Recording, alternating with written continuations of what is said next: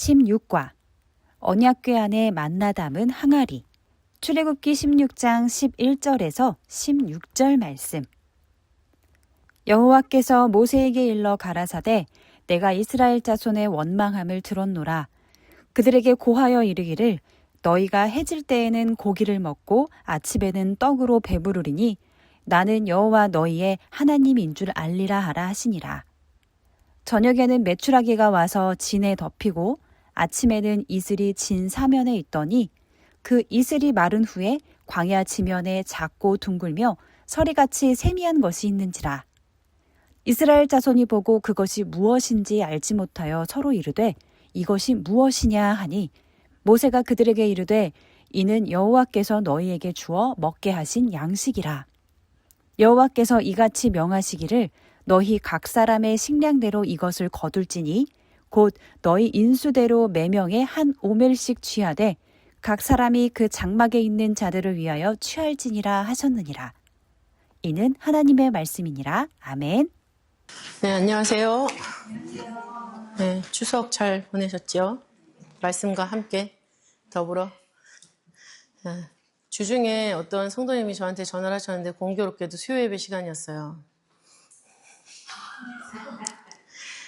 그래서 당황했는데 다 말씀을 생각하시면서 이렇게 만나는 사람마다 그리스도의 향기를 풍기시고 또 영양식을 먹이시는 그런 시간을 살으셨을 줄 믿습니다. 오늘 만나를 담은 금 항아리인데 중요한 것은 항아리일까요? 만나일까요? 만나가 중요하죠. 그래서 여러 가지 얘기를 할 수 있겠지만 우리 만나에 대해서 함께 은혜를 나누는 시간을 갖도록 하겠습니다. 만나에 대한 이야기는 출애굽기 16장에 처음으로 등장을 하고 있죠. 출애굽기 16장에 등장을 하고 또 민수기 11장 7절부터 9절, 또 신명기 8장 3절과 16절, 또 여호수아 5장 12절, 또 느헤미야 9장 20절, 그리고 시편 78편 18절부터 31절, 이렇게 구약에는 이렇게 기록이 되어 있습니다. 그리고 신약에서도 예수님이 만나를 많이 언급하셨고 또 사도들도 그 사건에 대해서 기록을 하고 있는데 신약에 기록된 만나에 대한 기록을 말씀을 드리면 요한복음 6장 30절부터 65절, 고린도전서 10장 3절, 또 고린도후서 8장 14절부터 15절, 히브리서 9장 4절, 요한계시록 2장 17절. 이 부분이 만나라고 성경을 서치했을 때 나오는 모든 구절이 되겠습니다. 그래서 만나의 이름의 뜻이 뭘까요? 이것이 무엇이냐? 이것이 무엇이냐라고 이스라엘 백성들이 말을 했습니다. 출애굽기 16장 15절에 기록을 하고 있죠. 그것에 대해서 답을 달았을까요? 이것이 무엇이냐라고 하고 이스라엘 백성들은 거기에 끝내 답을 달지 못했습니다. 그것이 무엇인지 끝내 알지 못했기 때문에 만나의 실질적인 그 실체로 오신 예수님을 영접할 수가 없었죠. 그래서 우리는 신앙생활을 하면서 여러 가지 질문을 합니다. 스스로에게도 질문을 하고 주변에 믿는 사람들에게도 질문을 하죠. 근데 그 질문을 했으면 반드시 답을 다루셔야 돼요. 그래서 질문만 남발하는 그런 사람이 아니라 질문을 했으면 거기에 답을 다는 그런 모습이 있어야만 우리가 재림하시는 분도 정확하게 알아볼 수 있는 거죠. 그래서 만나라는 이름 자체는 불신의 이름이에요. 의심하는 이름. 출애굽기 16장 31절을 보시면 이스라엘 족속이 그 이름을 만나라 하였으며 가시 같고도 희고 맛은 꿀 섞은 과자 같았더라 기록을 하고 있죠. 근데 이 만나에 대해서 성경은 단순히 입으로 들어가는 그것만을 의미하지 않는다는 것을 여러 기록을 통해서 우리에게 알려주고 있습니다.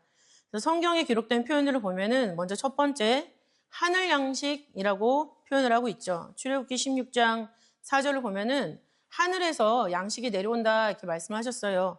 그래서 시편 78편 23절부터 24절을 보면은 하나님이 위에 궁창을 명하시며 하늘문을 여시고 저희에게 만나를 비같이 내려 먹이시며 하늘 양식으로 주셨나니 기록을 하고 있죠. 그러니까 이스라엘 백성들은 자기 입으로 들어가는 것만 즐거워하는 것이 아니라 이게 하늘에서 내려오네. 하늘 위에서 누가 이걸 내려줄까? 하늘 위에 어떤 현상 때문에 이걸 우리한테 이렇게 심하다 때마다 줄까? 그리고 내가 장소를 이동하면 이동하는 장소마다 만나가 내렸잖아요. 그럼 이 만나는 이 광야 전체에 항상 내리는 것인가? 아니면 우리가 이동할 때마다 거기에 내리는 것인가?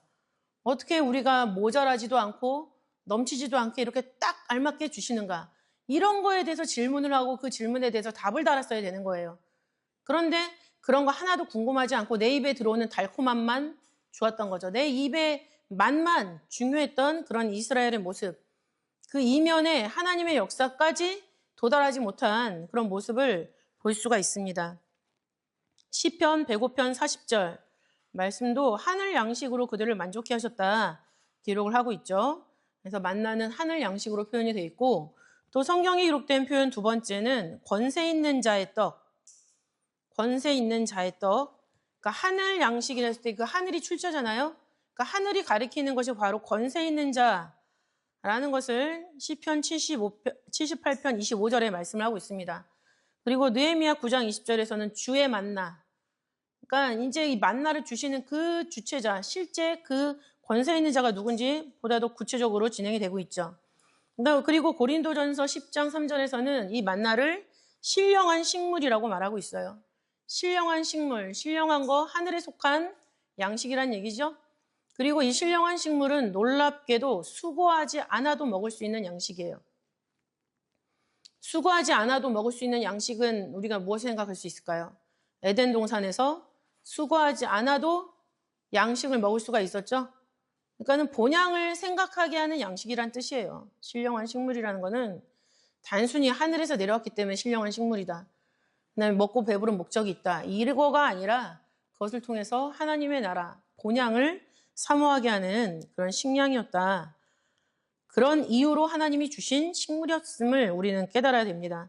모양을 보면은 출애굽기 16장 14절 말씀에 작고 둥글고 서리같이 세미하다. 그리고 출애굽기 16장 31절과 민수기 11장 7절을 보면은 가시 같고 진주 모양이고 흰색이다. 이 모든 것이 다 예수님을 예표하지만 이거를 일일이 다 하자면 시간이 너무 많이 들기 때문에 그냥 넘어가 보겠습니다. 조리법에 대해서는 민수기 11장 8절에 나와 있죠. 맷돌에 갈거나 절구에 찢거나 가마에 삶습니다. 그래서 갈고 찢고 삶는 거 이거 모두 다 예수님이 이 땅에 오셔서 겪으셔야 되는 고통을 의미하죠. 그 다음에 맛은 어떤 맛이었냐? 그 자체, 만나 자체의 맛은 꿀 섞은 과자 맛이에요.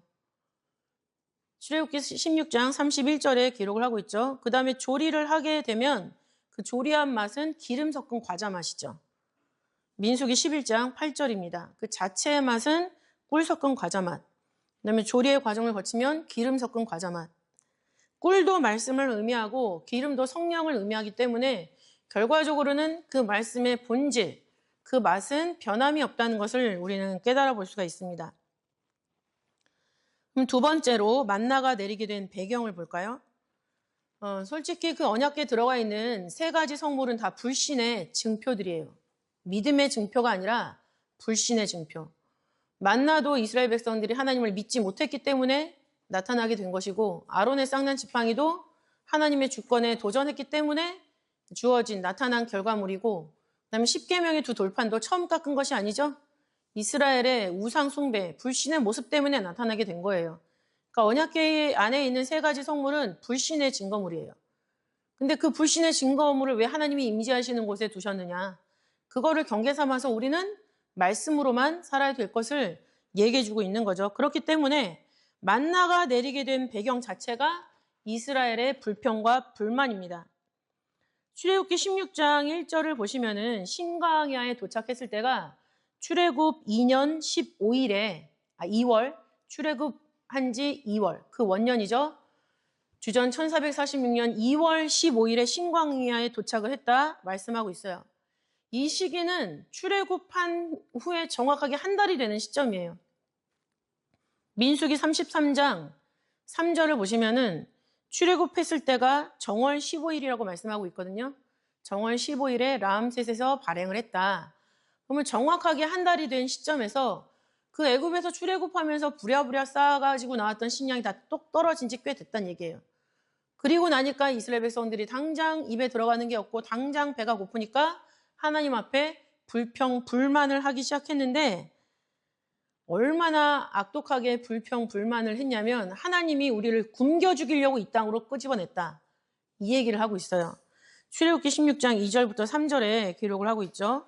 이스라엘 온 회중이 그 광야에서 모세와 아론을 원망하여 그들에게 이르되 우리가 애굽 땅에서 고깃가마 곁에 앉았던 때와 떡을 배불리 먹었던 때에 여호와의 손에 죽었다면 좋았을 것을 너희가 이 광야로 우리를 인도하여 내어 이 온 회중으로 줄여 죽게 하는도다. 차라리 배불리 먹는 순간에 날 죽여주지 왜 여기로 끌고 와서 나를 굶어 죽게 만드느냐? 이런 악한 말을 하고 있는 거죠. 당장 배가 고프니까 애굽에서 그냥 좋았던 기억만 나는 거예요. 근데 그 좋았던 기억이 뭐예요? 먹었던 즐거움을 말하는 거죠. 지금 우리 대한민국 온 나라가 먹는 즐거움으로 아주 충만해 있죠. 먹는 게 아니면 콘텐츠를 만들 수가 없을 정도예요. 그러나 중요한 건 뭐예요? 먹는 게 아니라 내 입으로, 내 머리로, 내 마음으로 하나님의 양식이 얼마만큼 들어오고 그 말씀 내가 얼마만큼 깨닫게 되느냐가 더 중요한 거거든요. 근데 그거는 2순위로 밀려나고 그냥 노는 파티, 먹는 파티 이것만 중요하게 돼버리는 아주 보기도 싫은 그런 일들이 우리 대한민국에 철철 넘쳐나고 있습니다. 물론 맛있는 거 먹는 거 저도 좋아합니다.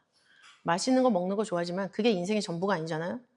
말씀을 깨달으면서 내가 다스리는 어떤 만물에 있는 것을 내가 취하고 그걸로 인해서 내가 힘을 얻고 더 하나님 앞에 열심히 하게 되는 결론으로 맺어진다면 내가 그걸 지배하고 다스리는 거예요. 그런데 그거에 내 마음이 뺏기고 그것 때문에 예배가 흐트러지고 그것 때문에 말씀을 내가 제대로 듣지 못하는 그게 된다면 그거는 나한테 우상숭배가 되는 거고 내가 거기에 먹히는 거가 되는 거죠. 하나님이 그러라고 주신 게 아니잖아요. 만나도 마찬가지였습니다. 또 우리에게 주셨던 모든 훈련이 다 이스라엘 백성들에게는 다 하나님을 원망하는 그런 재료가 되고 말았어요. 시편 78편 18절부터 19절 말씀에는 저희가 저희 탐욕대로 식물을 구하며 그 심중에 하나님을 시험하였으며 그뿐 아니라 하나님을 대적하여 말하기를 하나님이 광야에서 능히 식탁을 준비하시랴 이렇게 말했다고 기록을 하고 있습니다. 근데 여기서 탐욕대로 식물을 구했을 때 하나님이 줬잖아요. 줬는데 그거를 받은 이스라엘 백성들의 자세는 어떨까요? 또 불평했어요. 즉각적인 불순종이 나왔죠. 즉각적인 불순종. 그래 원하는 대로 줄게. 근데 이걸 통해서 너네들이 이 훈련을 잘 받아야 돼 라고 하셨지만 그거를 또 이스라엘 백성들은 즉각적으로 불순종을 했습니다. 어떤 불순종일까요? 6일째는 갑절을 거두고 그 다음 날에는 안식하라고 하셨죠. 근데 그리고 꼭 한 사람당 인당 한 오매씩만 거두라 이렇게 말씀하셨어요. 근데 욕심껏 거둔 거예요. 욕심껏 걷어서 남겨둔 거죠. 그랬더니 어떻게 생겼습니까? 벌레가 생겼어요. 16장 20절을 보면은 그들이 모세의 말을 청종치 아니하고 더러는 아침까지 두었더니 벌레가 생기고 냄새가 난지라 모세가 그들에게 노하니라 이렇게 결론이 나고 있죠. 그래서 하나님이 원하는 대로 줬는데 그것을 또 욕심을 낸 거예요. 구덩이에서 건져 놓으니까 보따리 내놓으라 뭐 이런 식인 거죠. 그러니까 사람은 잘해주면 안 돼요. 잘해주면 그 잘해주는 거가 본인이 받을 수 있는 어떤 그 감사로 나와야 되는데 그거를 받고 그 다음에 또 더 얹어서 건넘게 되는 거죠. 그러면서 본인이 하지 않아야 되는 행동, 본인이 하지 말아야 되는 그런 말들을 하기 시작합니다. 근데 그게 티가 나요. 본인은 티가 안 난다고 생각할지 모르겠지만 티가 엄청나서 그것이 그냥 곧 자기가 돼버리는 거예요.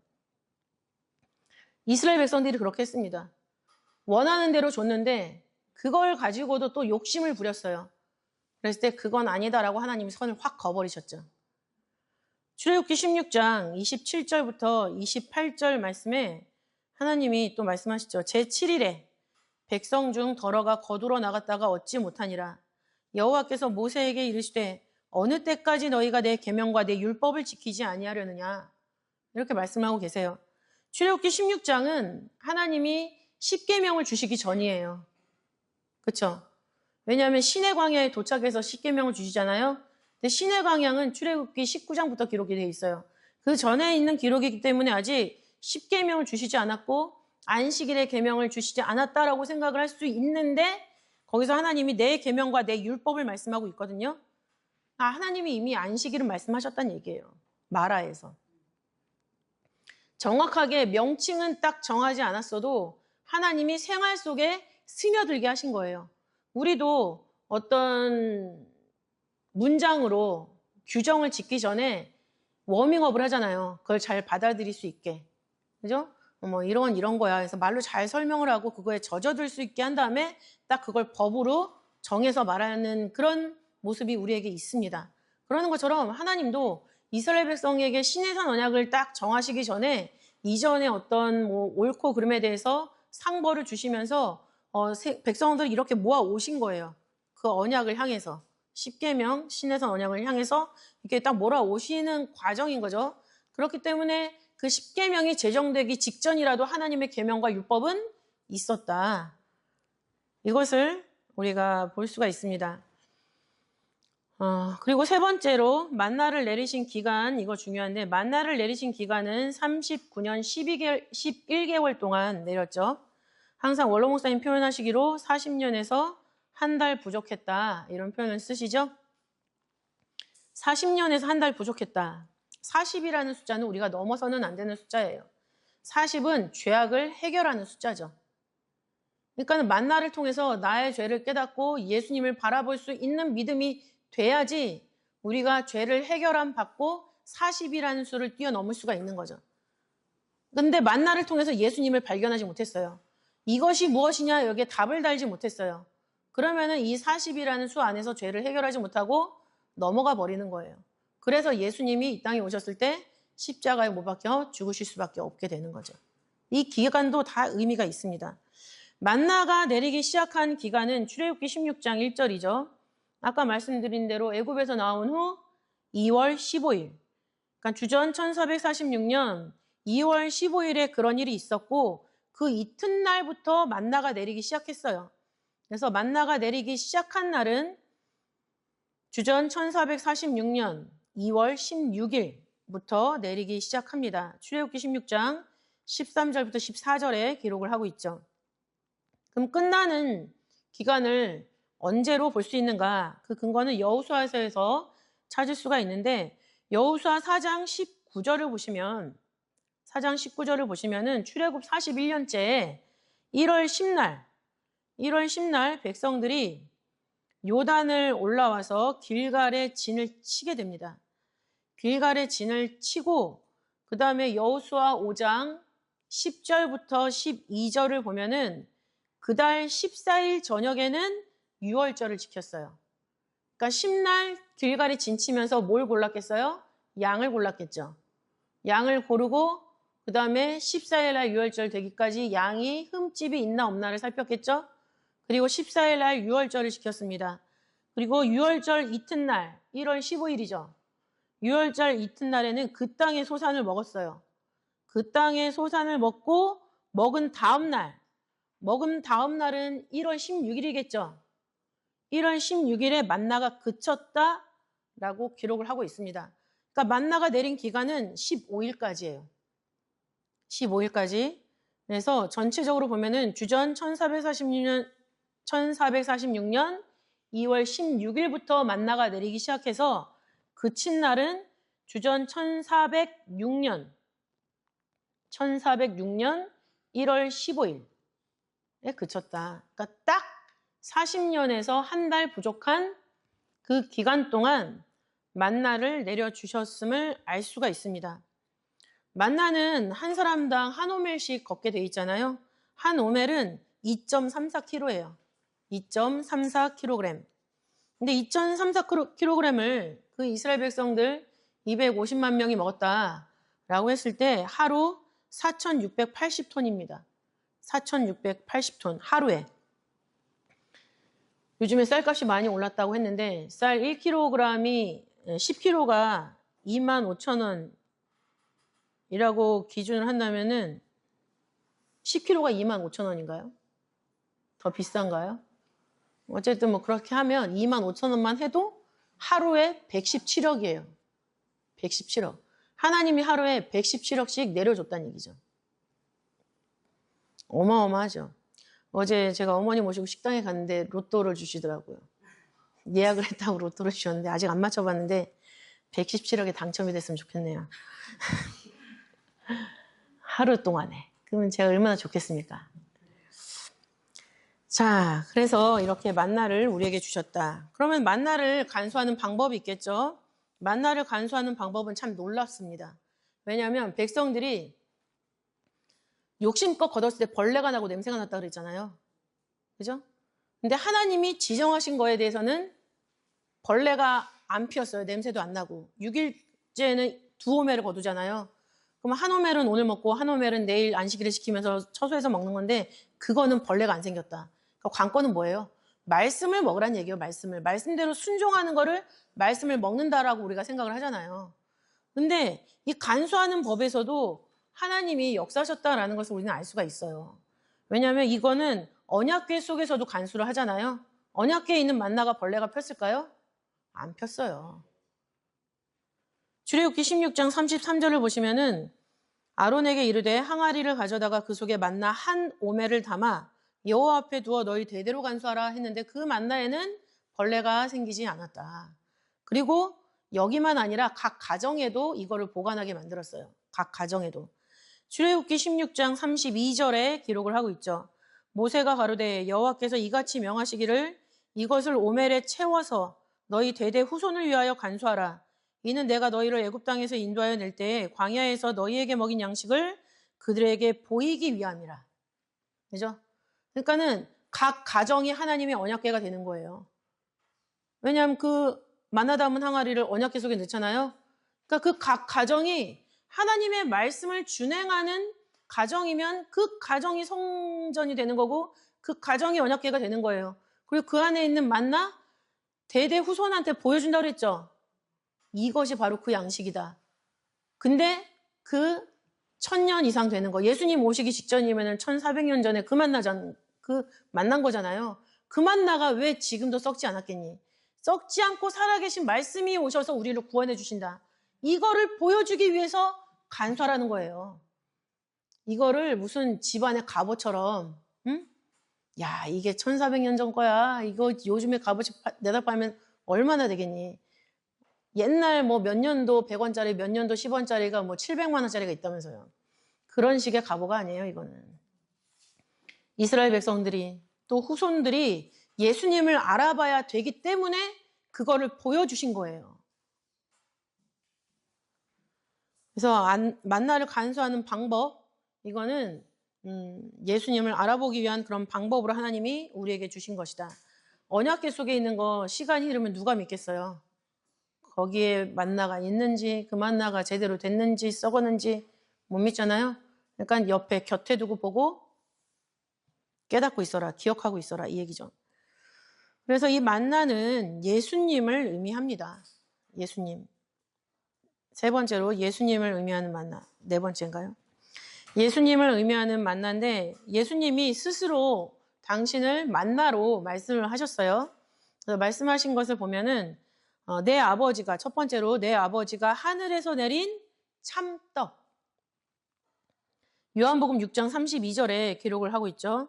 예수께서 이르시되 내가 진실로 진실로 너희에게 이르노니 하늘에서 내린 떡은 모세가 준 것이 아니라 오직 내 아버지가 하늘에서 내린 참떡을 너희에게 주시나니 말씀하고 있어요.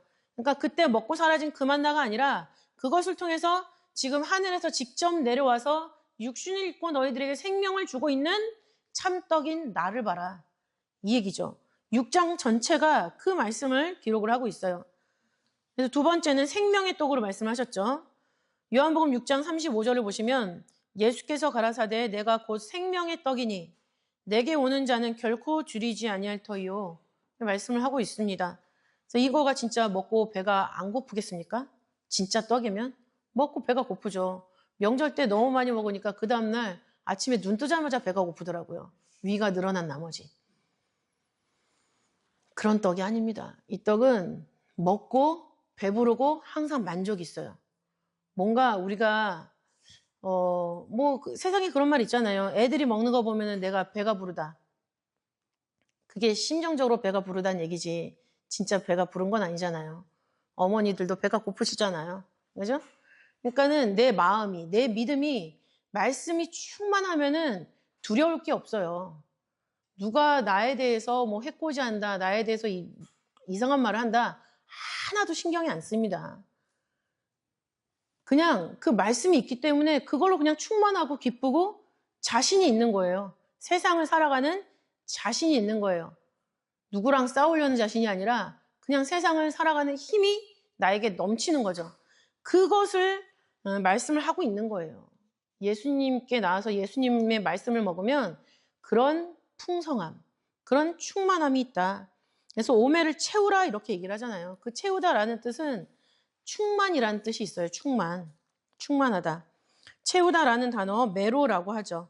충만, 채워진 것.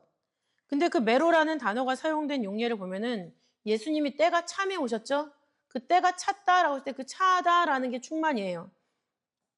그 다음에 에스겔 성전을 청량할 때 장대로 청량하잖아요. 장대라고 했을 때 그 장이라는 부분을 해당하는 그 원어의 뜻이 충만하다라는 뜻이에요. 그러니까 우리가 말씀의 잣대, 말씀의 충만한 잣대로 나를 딱 쟀을 때 거기에 내가 딱 맞아 들어가요. 그럼 나도 말씀으로 충만한 게 되는 거죠.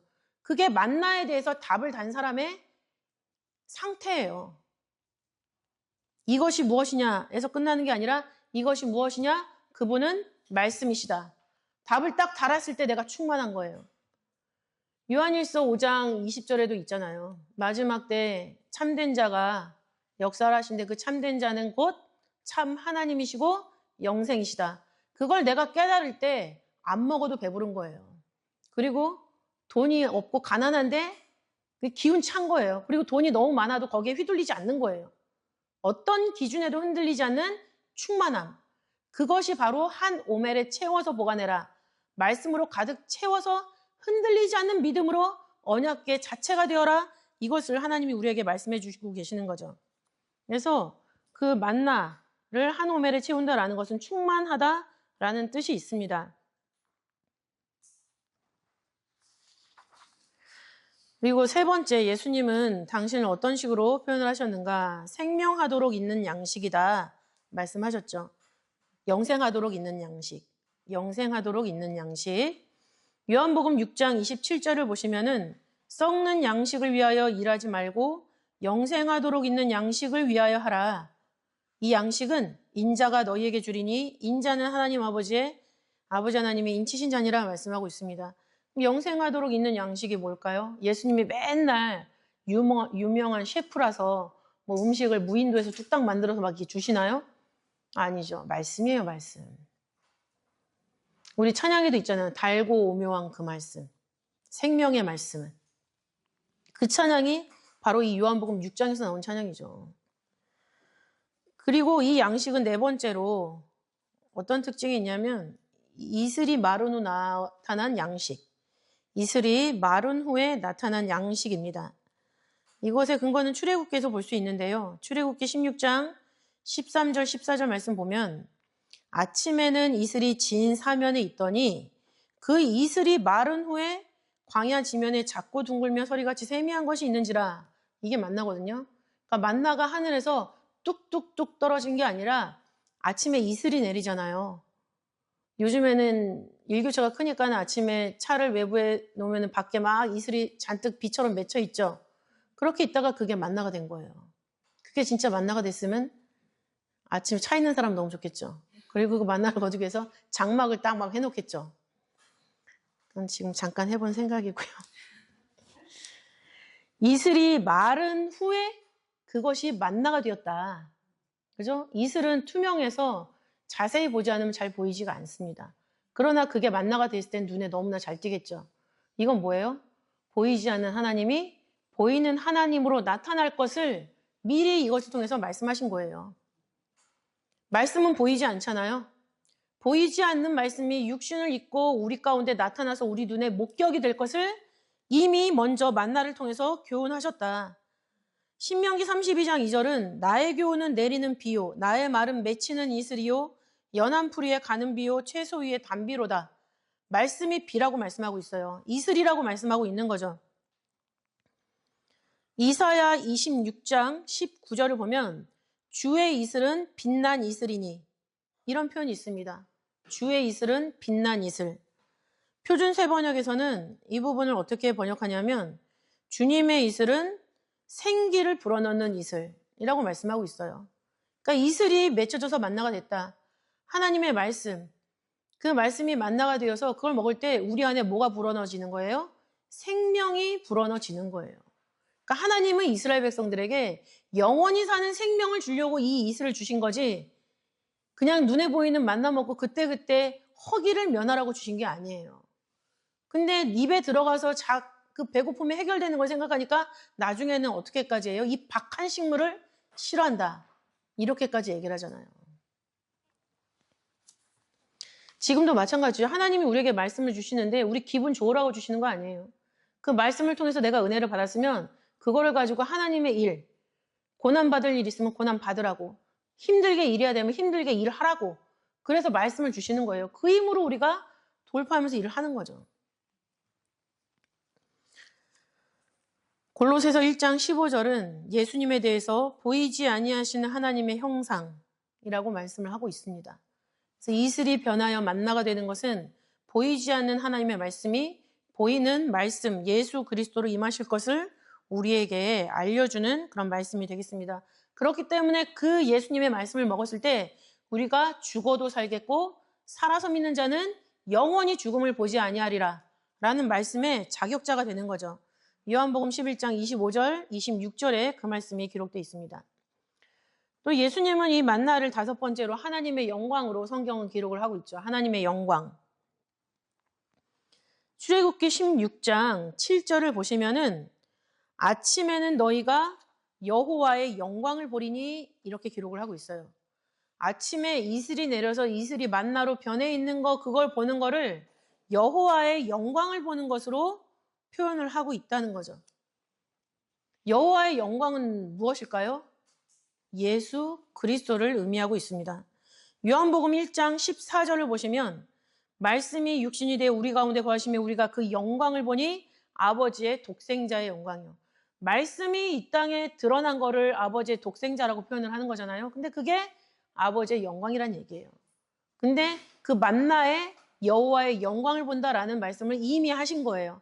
너네들이 지금은 이렇게 이슬이 내려서 말라서 그 만나가 돼서 그거를 먹는 것으로 지금 너네들을 교육하고 있는데 이 모든 것에는 말씀이 이 땅에 오셔서 그거 자체가 우리에게 영광이 드러나는 순간이다.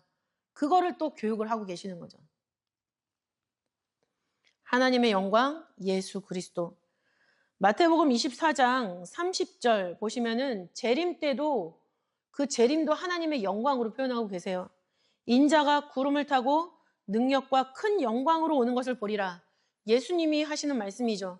예수님이 말씀이 다시 이 땅에 오시는 재림을 말씀하시는데 큰 영광으로 온다 이렇게 기록을 하고 있어요. 그렇기 때문에 우리가 지금 말씀을 이렇게 듣고 깨닫고 먹고 우리가 에너지로 사용할 때 우리에게는 이 만나가 이것이 무엇이냐 질문으로만 있어서는 안 된다는 얘기예요. 여기에 답을 달아야지 마지막 때 영광으로 오시는 그 재림을 내가 깨달아서 알 수 있다는 얘기예요.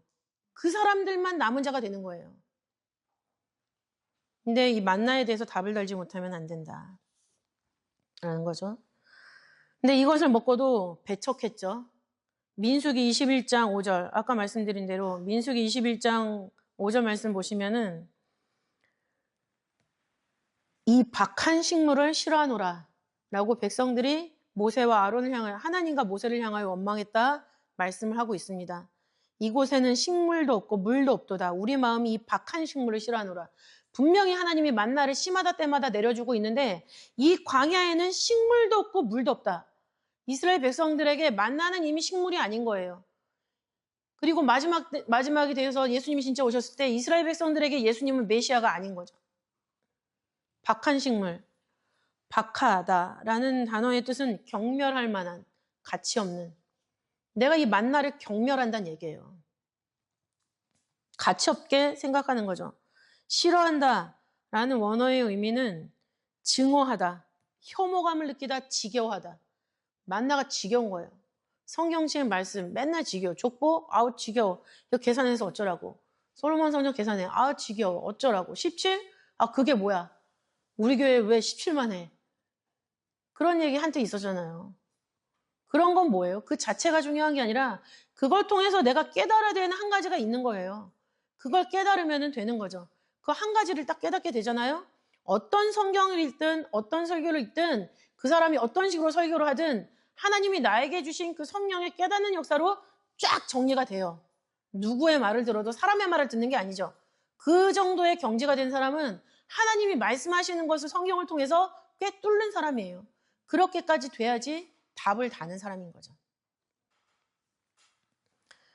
근데 그거에 대해서 아직 뚫지 않는 사람들은 그냥 깨닫지 못한 사람은 그냥 지겨운 거예요. 이거 우리가 언제까지 이렇게 공부를 해야 돼? 그리고 이거 나 다 아는 건데 그냥 이렇게만 생각을 하는 거예요.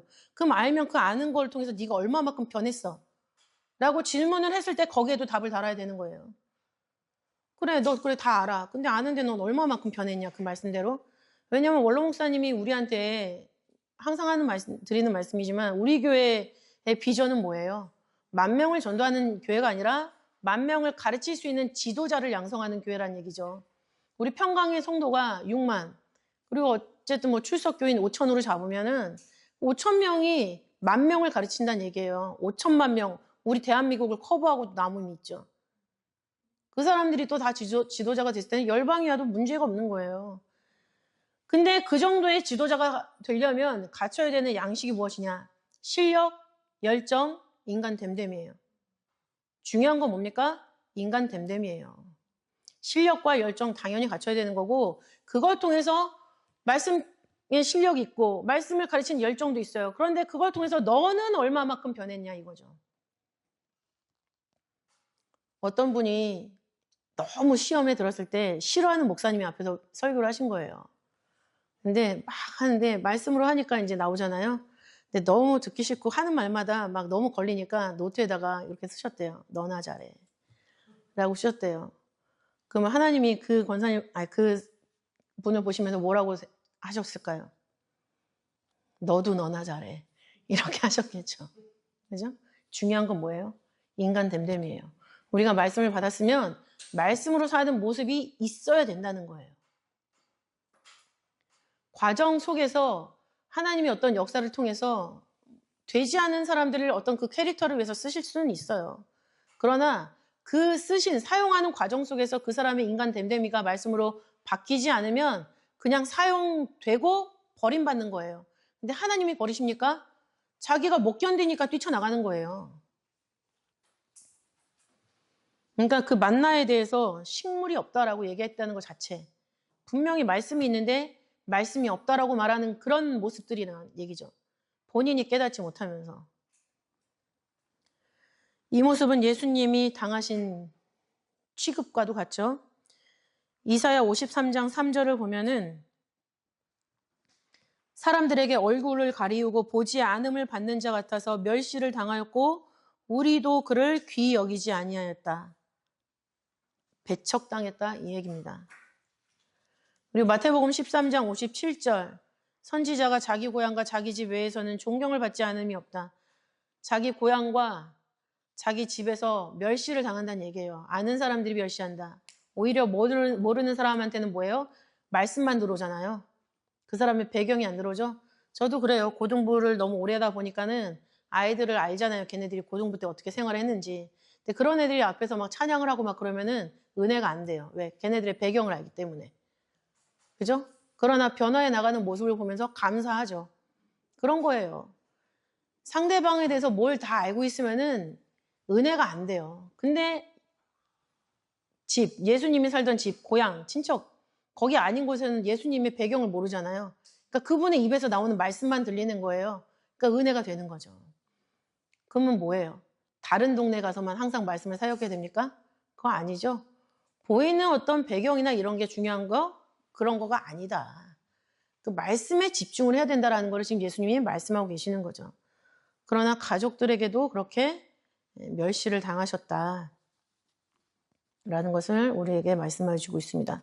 그럼 이렇게 만나를 내리신 이유가 있을 텐데 만나를 내리신 이유 그리고 목적 그거를 살펴보도록 하겠습니다. 만나를 내리신 이유는 첫 번째로 하나님의 말씀을 순종하는지 안 하는지 보려고 그 마음을 보려고 사람들이 행동하는 걸 보면은 그 사람의 마음에 궁양이 나옵니다. 근데 하나님도 그 말씀을 순종하나 안 하나 보려고 하셨다는 거죠. 출애굽기 16장 4절에 말씀을 하고 있습니다.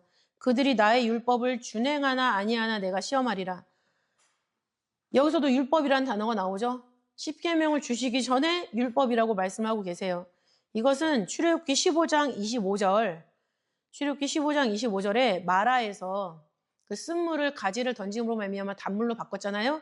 그때가 안식일이에요. 그래서 그때 이미 하나님의 말씀의 역사를 그렇게 보여주시면서 여호와께서 그들을 위하여 법도와 율례를 정하시고 그들을 시험하실세. 이때부터 안식일이 법도가 되고 율례가 된 거예요. 그리고 그것을 16절에서 다시 한번 그것을 백성들이 기억하고 지키나 안 지키나를 보려고 테스트를 하고 계시는 거죠. 말씀을 깨우치고 시험하기까지 굉장히 기간이 짧습니다. 바로 시험이 와요. 그러니까 우리가 말씀의 은혜를 받고 그 다음에 곧장 나에게 열불나는 일이 터질 때가 있죠. 그때 열불 내면 되겠어요? 안 되겠어요? 안 돼요. 그건 시험이에요. 그것마저도 내가 참고 가야지 내가 은혜를 보존하고 그 다음에 이 정도 뜨거운 거 너 통과할 수 있구나. 은혜 제대로 받았구나. 이런 하나님의 인정을 받을 수가 있는 거죠. 그것 때문에 지금 만나를 통해서 테스트를 하시는 거예요. 신명기 8장 3절에서도 보면 내 열조도 알지 못하던 만나를 내게 먹이신 것은 사람이 떡으로만 사는 것이 아니요 여호와의 입에서 나오는 모든 말씀으로 사는 줄을 너희로 알게 하려 함이라. 그러니까 말씀을 지켜야만 살 수 있다라는 것을 교육하시려고 만나를 주신 거예요. 그리고 그 만나를 통해서 안식일을 지키게 만든 거죠. 왜냐하면 6일 동안은 거두고 7일째는 거둘 수가 없으니까 저절로 7일째는 아침부터 아무것도 할 일이 없는 거예요. 그럼 이날이 안식일이구나. 마음속에 젖어드는 거죠. 그래서 십계명에서 안식일을 지켜라라는 걸로 명문화시킨 거죠. 그리고 이 만나를 내리신 이유, 목적 두 번째는 이스라엘 백성들에게 복을 주시려고 하신 거예요. 복을. 안식일을 지키면 우리가 생명을 얻게 된다라는 것. 그래서 신명기 8장 16절 말씀 보실 때 내 열조도 알지 못한 만나를 내게 먹이셨나니 이는 다 너를 낮추시며 너를 시험하사 마침내 내게 복을 주려 하심이라. 시험하시는 것도 복을 주시려고 시험을 하시는 거지 그 시험에 걸려 넘어뜨리려고 시험을 하시는 게 아니라는 거죠. 저도 요셉성교에서 12권 상 그 구속사 강의 제가 했는데 그때 테스트 문제도 제가 다 만들어서 줬어요. 근데 제가 문제를 여러분들도 여기서 시험을 보셔서 알겠지만 그 시험 예상 문제는 12권에서 알아야 되는 스토리로 구성을 하는 거죠. 그리고 그거를 외우기 위해서 단답형이 그 사지선다가 아니라 서술형으로 내는 거잖아요. 외워서 한번 써봤을 때 기억이 오래 남거든요. 그러니까 그 시험이라는 거는 알게 하고 깨닫게 하기 위한 거고 지키기 위해서 시험을 보는 거지 그거를 망가뜨리고 떨어뜨리고 못 믿게 하려고 그렇게 하는 게 아니란 얘기예요. 그게 성경의 원리예요. 성경의 원리. 복을 주시려고. 그럼 무슨 복이냐? 안식일을 지키게 되는 거니까 안식일의 복이죠. 창세기 2장 3절을 보시면은 하나님이 일곱째 날을 복 주셨다. 거룩하게 하셨다 이렇게 말씀하고 있어요. 우리가 지금 주일을 지키기 위해서 여기 나오는데 여기 나와 있는 자체가 하나님 앞에 복 받는 자리예요. 그리고 거룩하게 되는 자리죠. 그러면은 안식일을 지켜서 우리에게 복을 준다 했는데 출애굽기 31장 16절을 보시면은 안식일을 지켜서 그것이 우리에게 영원한 언약이 된다 말씀하고 있어요. 하나님이 말씀하시는 영원한 언약은 한 가지밖에 없죠. 뭐예요? 영생. 요한일서 2장 25절. 그러니까 안식일을 지키면 영생하게 된다라는 것을 우리에게 말씀하고 있는 거죠. 우리가 주일을 정확하게 지키면 이 주일을 정확하게 지키는 사람들은 영원한 생명을 얻게 된다는 얘기입니다. 신명기 8장 18절. 신명기 8장 18절 말씀. 내 하나님 여호와를 기억하라. 그가 내게 재물 얻는 능을 주셨음이라. 이같이 하심은 내 열조에게 맹세하신 언약을 오늘같이 이루려 하심이니라. 우리에게 현실적인 복, 재물 얻는 능을 주세요. 그 다음에 그것은 궁극적인 복을 위해서 주신 거죠. 우리에게 재물을 주시는 거는 그 재물로 하나님의 언약을 이루기 위해서 사용하라 이것 때문에 주시는 거예요. 근데 딱 보니까 얘한테 재물을 많이 주면 처음에는 그렇게 할 듯 하다가 나중에는 다 자기로 해서 쓰네? 그러면 하나님이 그 사람한테 재물을 주실까요? 안 주실까요? 안 주시죠. 줬다가도 뺏어가시겠죠. 그러니까 우리한테 안식일을 잘 지키고 말씀의 뜻에 집중하면 그 모든 유혹을 이길 힘이 생기잖아요. 그럼 그 사람한테 재물 얻을 능을 주시는 거예요. 그리고 그 사람은 그걸 가지고 먼저 1번, 그거 지출 1순위가 뭐예요? 하나님. 하나님을 위해서 사용을 하고, 언약을 위해서 사용하고, 그 다음에 남은 것으로 이웃을 돕고, 그 다음에 내가 제일 마지막 순서죠. 하나님이 주신 재물을 쓰는 순서는, 그래, 먼저 하나님, 두 번째, 주변에 내가 도와줘야 되는 사람들, 그 다음에 세 번째, 남은 것으로 나와 내 가족. 그러면은 하나님이 그런 순서를 가지고 있는 사람이 진짜 뭐 10만 원, 20만 원으로 살게 그렇게 만들어 주시겠어요? 그렇게 순종하는 사람을 잘 살게 만들어 주시려면은, 풍성하게 해주시려면은, 그 풍성함에 이웃을 도와주는 풍성함 덧입혀 주시고, 하나님한테 할 수 있는 그 풍성함 덧입혀 주셔가지고, 어마어마한 그 풍성한 재물이 나한테 오는 거예요. 생각만 해도 좋잖아요. 막 짜릿하고. 근데 그러려면 내 마음 자세가 1번이 누구? 하나님이어야 된다는 얘기예요. 내 지출의 1순위도 하나님. 그것이 안식일을 통해서 우리에게 주시는 복, 영원한 생명의 복, 영원한 언약, 영생을 얻을 수 있는 복까지 갈 수 있다는 얘기죠. 그래서 이 만나를 통해서 우리에게 실질적인 교육은 안식일 성수입니다.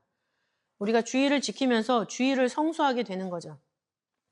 지금 연휴가 너무나 길기 때문에 저는 너무 이게 나라에도 병폐고 우리 교회에도 병폐구나 라는 생각이 드는데, 온라인으로 드리면 된다라는 생각을 가지고 해외로 나가신 분이 꽤 많으시더라고요.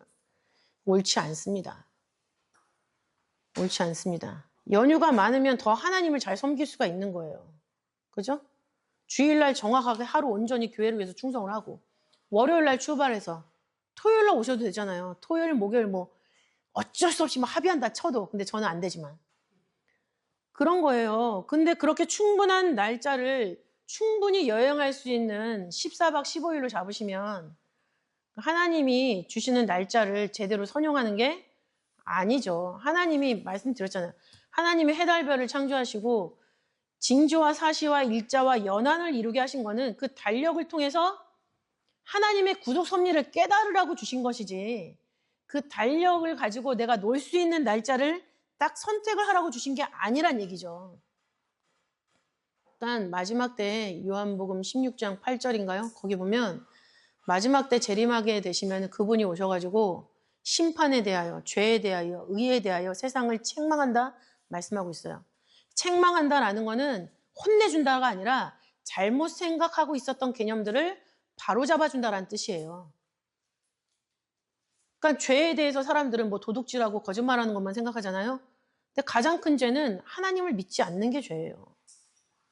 의로움. 의로움은 뭐냐면은 신명기 6장 24절 보면은 내가 하나님의 말씀을 지키는 게 우리의 의로움이라고 돼 있어요. 그러니까는 선하게 사는 거, 법을 지키면서 사는 게 의로움이 아니에요. 법을 지키는데 하나님의 법은 안 지켜. 그럼 그 사람은 의로운 사람이 아니에요. 그런 식으로 하나님의 사전이 있는데 하나님의 사전대로 이 세상을 생각하면서 살고 있는지, 그러나 그러지 못하기 때문에 그거를 책망하고 바로잡아주는 재림의 역사가 있다는 거죠. 우린 그 교육을 받았어요, 이미. 그러면은 그 배운 대로 하나님의 사전대로 우리가 살아야 되는 거예요. 날짜, 요일, 모든 걸 다. 그래서 그렇게 하나님의 사전대로 우리가 안식일을 잘 지키는 것이 바로 그 만나를 통해서 우리에게 주신 법칙이다.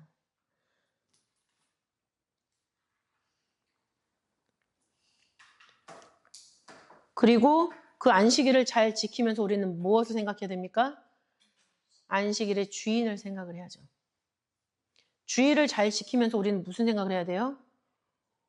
주님, 예수님을 생각을 해야 돼요. 예수님을 생각하면서 이 예수님이 다시 오신다라는 것도 생각을 해야 돼요. 왜냐하면 우리는 초림으로 역행한 사람이 아니잖아요. 초림의 문을 통과해서 재림으로 가는 사람들이에요, 우리는. 그러니까 우리는 주일을 지키면서 내가 재림을 향하여 가는 사람이다. 재림하시는 분을 내가 알아봐야 된다라는 그런 아주 심각한 생각을 항상 하고 예배를 드려야 된다는 거예요. 마태복음 12장 8절, 인자는 안식일의 주인이라 예수님이 말씀하셨죠. 그런 것처럼 우리에게도 안식할 때가 남아있다고 히브리서 4장 9절에 말씀하고 있습니다. 안식할 때가 하나님의 백성에게 남아있도다. 여기서 안식할 때라는 것은 원어의 뜻으로 원어가 딱 한 단어거든요. 여기 한 군데만 써졌어요. 사파티스모스라는 단어인데 진정 하나님을 예배하는 자와 진정한 진정한 그리스도인들이 오는 세대에 찾게 되는 고통과 고민으로부터의 복된 안식. 진정 하나님을 예배하는 자와 진정한 그리스도인들이 오는 세대에서 찾게 되는 고통과 고민으로부터의 복된 안식. 너무 고통스럽고 고민스럽게 우리는 지금 신앙생활을 하고 있어요. 왜? 지금 짐승에게 권세가 허락된 시기이기 때문에. 그렇지만 그런 속에서 진정 하나님을 찾고 진정한 그리스도인으로서 이렇게 살게 되면 앞으로 우리에게 오는 시대는 고통과 번민이 아니라 그걸 다 없어진 상황에서 누리는 복된 안식이란 얘기예요. 요한계시록 21장 3절, 요한계시록 22장 22절부터 23절에 기록되어 있고 제가 22장 3절부터 5절 말씀을 읽겠습니다. 요한계시록 22장 3절부터 5절. 그 시대는 어떤 시대냐?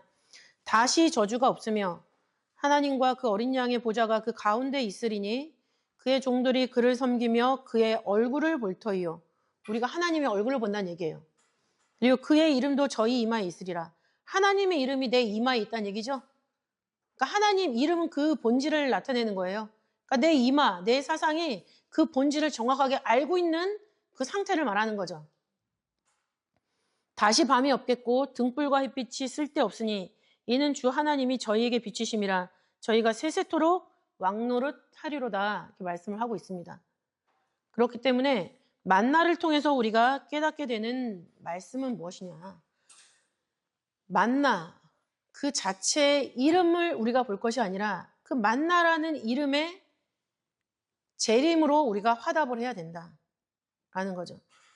그랬을 때 만나의 해답을 달지 못했던 이스라엘 백성들이 예수님을 십자가에 못 박은 것 같은 그런 일을 우리는 하지 않을 수가 있고 만나의 답을 달았을 때 우리가 재림을 알아보며 그 재림의 영광에 참여할 수가 있다는 얘기예요. 그게 진짜 만나를 먹은 사람의 신앙 여정이고 신앙의 결론이죠. 그래서 이거를 하려고 우리가 만나를 배우는 겁니다. 그래서 이것이 무엇이냐 이렇게만 하지 마시고 우리가 갖고 있는 모든 신앙의 질문에 대해서 신앙의 답을 성경 안에서 찾으세요. 성경 안에서 그 답변을 찾으실 때 그분은 진짜 말씀을 제대로 교육받고 제대로 성장해서 그리스도의 장성한 분량에 도착한 사람. 그 사람은 고린도전서 13장 12절처럼 하나님과 얼굴과 얼굴을 마주 대하여 보는 그 자리에 서게 되는 줄로 믿습니다. 기도하겠습니다. 사랑과 은혜가 풍성하신 아버지 하나님 감사드립니다.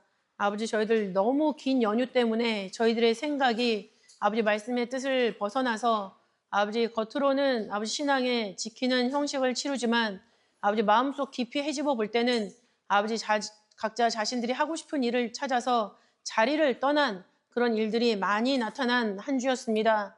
아버지 하나님 본향을 생각하는 추석이 되자라고 흩어졌지만 결국에는 본향을 생각하기보다 아버지 가족끼리의 즐거움 또한 친한 사람들끼리의 즐거움을 더 앞세웠던 그런 한 주였음을 하나님 앞에 고백합니다. 아버지 하나님 용서하여 주시옵소서. 아버지 말씀으로 저희들 바로잡아 주셔서 다시는 똑같은 죄를 짓지 않도록 붙잡아 주시고 아버지 세상 사람들에게 손가락질 받는다 하더라도 저희들이 하나님 아버지 말씀을 지킬 것은 지키면서 아버지 하나님 세상의 날짜들 속에 숨겨놓으신 하나님의 섭리를 깨달으면서 아버지 그 날짜조차도 저희들이 지배하고 다스리는 가운데 아버지 말씀을 우선시하면서 살아나갈 수 있는 복된 말씀의 백성들이 다 될 수 있도록 인도하시고 역사하여 주시옵소서. 아버지 오늘 만나를 통하여서 우리가 하나님께 질문만 할 것이 아니라 이제는 아버지 저희들의 모든 신앙적인 질문에 성경 속에서 답을 달아야 되는 그런 시기를 살고 있다는 것을 다시 한번 깨닫게 하시니 감사드립니다. 아버지 저희들 답을 달기 위해서 보다 더 아버지 성경 말씀에 집중할 수 있도록 붙잡아 주시고 성경 말씀을 밝히 풀어주신 구속사 시리즈를 그 책을 읽으면서 저희들 신앙의 아버지 확실한 그런 아버지 빛을 바라볼 수 있도록 붙잡아 주셔서 한 사람도 낙오되지 아니하고 마지막 때 하나님이 저희들이 달았던 그 모든 답변 중에 하나를 질문하실 때 정확하게 성경 구절을 대가면서 아버지 하나님 앞에 답변할 수 있는 아버지 말씀에 똑똑한 사람들, 지혜로운 사람들이 다 될 수 있도록 아버지께서 인도하시고 역사하여 주시옵소서. 아버지께서 주신 모든 말씀에 감사하여 봉헌합니다. 아버지 저희들 작은 봉헌에 저희들의 모든 것을 담아드리오니 아버지 그런 모습이 저희들의 모든 삶에서도 나타나서 하나님 10,000명을 가르칠 수 있는 지도자로 급부상할 수 있도록 아버지께서 우리 모든 성도님들을 붙잡아 주시고 어린이 구역 선생님들을 붙잡아 주시옵소서. 감사드리오며 사랑이 많으신 예수님 이름 높이 받들어 감사 기도 올리옵나이다. 아멘.